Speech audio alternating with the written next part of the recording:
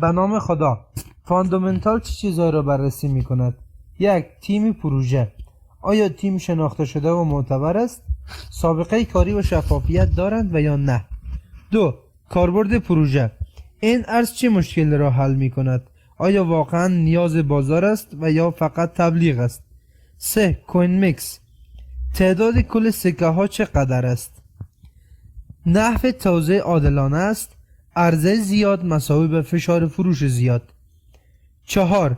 جامعه و پذیرش. فعالیت کاربران در توییتر، تلگرام. حمایت سرمایه گذاران و شرکت ها. 5. اخبار و رویدادها. لیست شدن در صحافی ها، همکاری و آپدیت. قوانین دولتی. خبری خوب رشد قیمت، خبری بد ریزش قیمت. اگر برایتان مفید بود پیج ما را دنبال کنید و با دوستانتان به اشتراک بگذارید.